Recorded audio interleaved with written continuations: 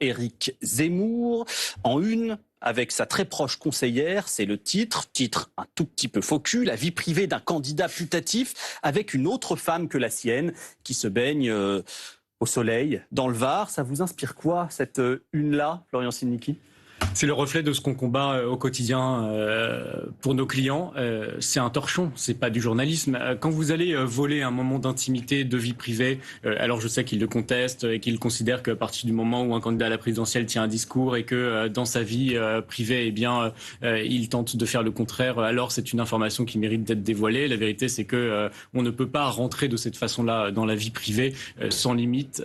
Et puis, je trouve que c'est de la part de Paris Match particulièrement déplacé de vouloir se positionner non pas en tant que journaliste mais en donneur de leçons. C'est un petit titre qui avait déjà été utilisé à une certaine époque quand on avait voulu dévoiler la sexualité d'un animateur télé. On avait titré XX et son très proche ami XX.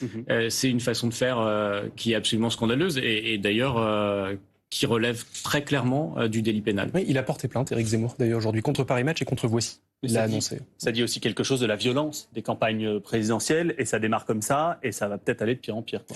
Oui, c'est un risque. Malheureusement, certains, peut-être de façon très cynique, estiment que pour humaniser Éric Zemmour, le sortir du champ très polémique dans lequel il s'est inscrit depuis des années, eh bien, faut peut-être aussi en passer par là. Certains pensent même, sans preuve, soi-disant, que Éric Zemmour aurait pu participer lui-même finalement à cette paparazzade, que ce ne soit pas totalement des photos volées. Ce sont des informations qui méritent encore d'être vérifiées, mais c'est la thèse de certains qui semblent bien informés.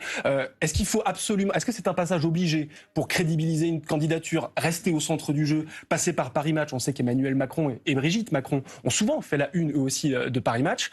C'est une vraie question. Est-ce que ça pollue? Est-ce que ça rend ce début de campagne électorale un peu, si vous me permettez l'expression, puant? C'est une vraie question et beaucoup le dénoncent, en tout cas à droite aujourd'hui. On peut donner une information d'ores et déjà, en tout cas, qui n'est pas nécessairement connue du grand public, mais dans toutes les écuries présidentielles, vous avez des équipes de paparazzi au service du candidat qui ne cessent de paparazzer le candidat d'en face pour tenter de comprendre ce qui est en train d'être mis en place par ces équipes et comment ils vivent la campagne pour convaincre l'opinion publique et tenter de pouvoir utiliser tous les moments volés à son avantage et au détriment de l'autre. Mais oui, parce que l'image, c'est aussi un enjeu et forcément, c'est de la communication et ça sert ou ça dessert